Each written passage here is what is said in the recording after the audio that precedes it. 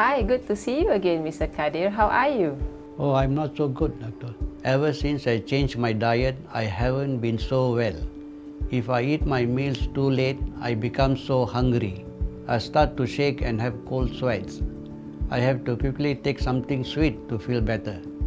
What is happening to me? Oh dear, it sounds like you might have hypoglycemia. What is hypoglycemia? Well, it means that your blood sugars are low. So the symptoms may vary, but often include fast heartbeat, cold sweats, shakiness, hunger, anxiety, giddiness, headaches, or feeling tired. Now, if they are severe, you may feel drowsy or even faint. Typically, these symptoms improve after taking food or drink with sugar. How often do these episodes occur? They have been happening 2 to 3 times a week ever since I cut down on rice. Aside from taking something sweet, do you do anything else?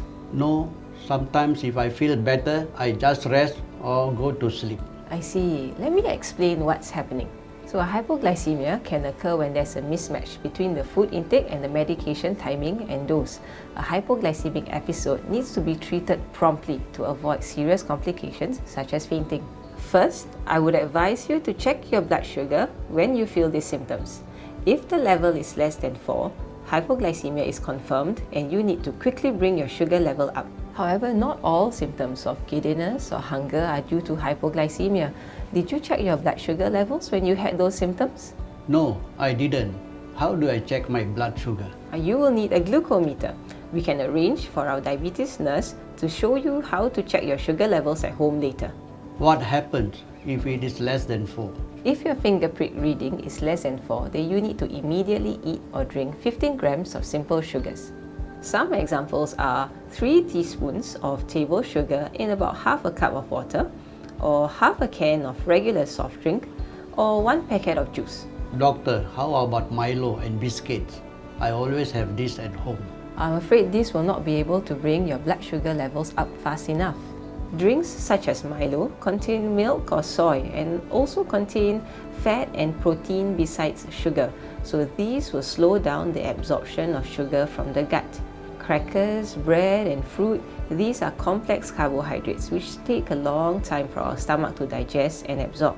Ah, I see. So I can just take sweets or soft drinks, then I will be okay. Oh, that's not all.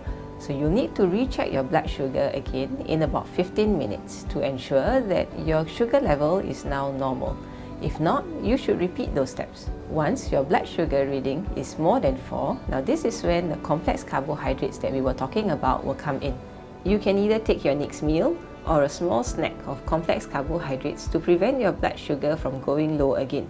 I will give you some material on hypoglycemia so that you can read it at home and remind yourself on what to do.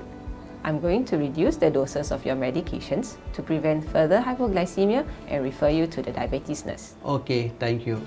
Hi, good morning, Mr. Kadir. I'm Yvonne, the diabetes nurse educator.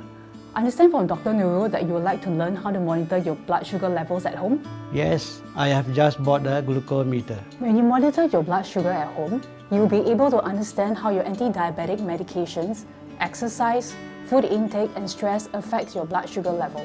It can also inform you if your blood sugar is low or high, so that you can respond immediately. Okay, I can see why it is important and how it will help me. But isn't it very painful? Don't worry, I will show you how to do it as painlessly as possible. First, get ready the items you need. Wash your hands with soap and water. Dry them with clean tissue. Remove the lensing device cover. Put the needle in and replace the cover.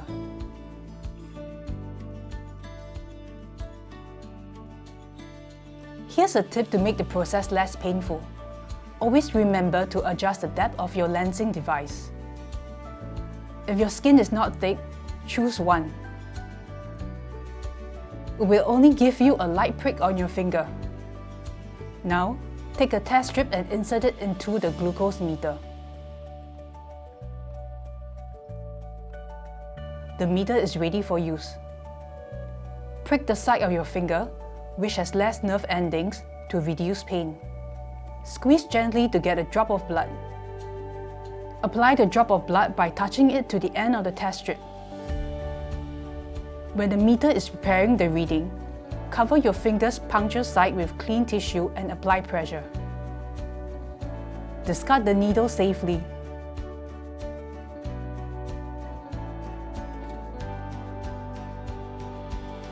Record your reading. Bring your logbook and show it to your healthcare team at every visit. Wow, it is much better than I expected. Dr. Nurul told me to monitor my blood glucose 2 to 3 times a week for a start. What target should I aim for? Well, for a start, you can aim for pre-meal blood sugar of 5 to 7 or 2 hours post-meal blood sugar of less than 10. You can also measure your blood sugar anytime you suspect that your blood sugar is high or low, or when you're feeling unwell. Another thing that most of my patients find useful is keeping a food record. It can help you discover how your food choices affect your blood sugar. Let's say if you eat a plate of rice with side dishes and have a high blood sugar of 13 2 hours after your meal. Can you eat it at the next time? No, I cannot.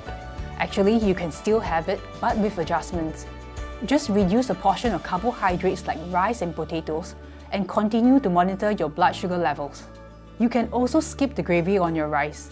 If your blood sugar level does not improve, discuss with your doctor, and there may be a need to adjust the medications. Oh, I see. So this is how blood sugar monitoring can help. Thank you for the tips. So that's all for today. Do you have any questions for me, Miss G? Yes, I was previously told that I have protein in my urine because of diabetes. What does this mean? So we usually screen for protein in your urine, as diabetes can damage the kidneys and result in what we call a protein leak. And usually the degree of protein leak is associated with the severity of kidney disease. Does this mean I will end up with dialysis? Well, it depends at which stage we detect the diabetic kidney disease and how it's being addressed. Regular screening for all patients with diabetes allows us to detect this earlier. So with early detection and good control of diabetes, we are able to prevent worsening of the diabetic kidney disease. I see. So the most important is still good diabetes control, right? Well, good diabetes control is definitely important. However, there are many other things that can be done as well, such as quitting smoking, better control of blood pressure and cholesterol levels, as well as maintaining a healthy weight. We should strive to do what we can to maintain good kidney function. I see. Thank you, doctor. I feel like I understand my condition better now. Great, so you can collect your medications at the pharmacy and I'll see you next time. Hi, good morning. Good morning. Can I ask you a question? I have a relative who was told by his doctor recently that he needs to start insulin. Does this mean his diabetes is end stage already? He's still so young. I'm not too sure about your relative's circumstances, but there are a few reasons why people may need insulin. For example, patients with type 1 diabetes do not have the ability to produce any insulin on their own, so they need to rely on insulin injections to provide them the insulin that their body needs. This is why they need to be on insulin at all times and cannot stop their injections. Other patients' bodies are able to produce insulin, but it's not enough for what their body actually needs. These patients may require additional insulin injections to help. Sometimes, for some of these patients, insulin injections actually let the pancreas have a good rest to recharge and recover. After a good break, the pancreas may be able to produce more insulin, and some people may eventually be able to stop taking insulin injections. So having to start insulin doesn't necessarily mean that your diabetes is very severe or that you failed to manage your diabetes. Sometimes our body just needs a little help along the way. I see. So let's say if I check my blood sugar at home and it's good all the time, does it mean my diabetes is cured? Can I stop taking my medications then? Ideally, you should discuss with your doctor first before deciding whether to stop taking your medications. Your blood sugar now is good partly because your medications are working well for you. If you suddenly stop the medications by yourself, you might find your blood sugar going up and your diabetes worsening because now there's no medications to control it. Diabetes is a long-term condition, but it can be well controlled with lifestyle changes and medications. They are equally important, and together they make a big difference in your life in the long run. If you do wish to stop or cut down on your medications for some reason, always discuss it with your doctor first. Ah, okay. I think I understand better now. Thank you so much for taking the time to talk to me. It's okay, I'm glad to help. There are many people who have similar questions such as yours. If your friends have similar questions, they can always approach their friendly healthcare team for advice. We also have many resources that can help to address their concerns or answer their questions.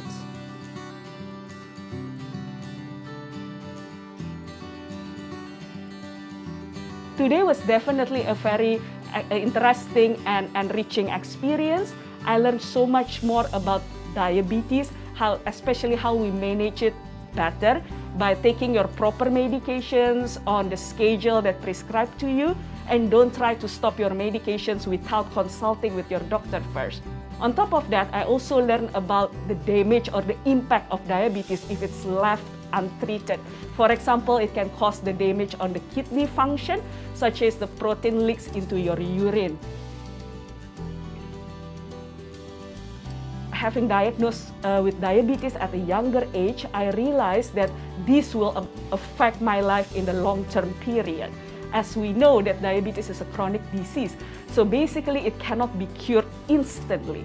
So in that case, that I have to tell myself I have to be self-determined and self-disciplined to change my lifestyle and be diligent in taking care of myself, like getting a proper medication. Before the clinic visit, usually we have to go for fasting blood glucose, which is to measure how the blood glucose vary during the period. So we have to fast for the past 8 hours. But on top of that, during the clinic visit, what I usually prepare myself is the data from my self-monitoring blood glucose test that I did at home. And also, I took note about what the changes that I did during that 6 months period. For example, like the diet changes or probably the activity levels of my exercise, so that I can discuss it further with my doctor.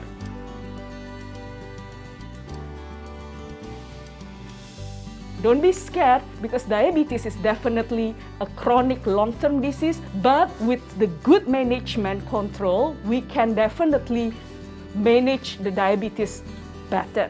So basically get self-discipline and get exercise, change your lifestyle, and if you have any question, you have to ask your healthcare professional or your doctor.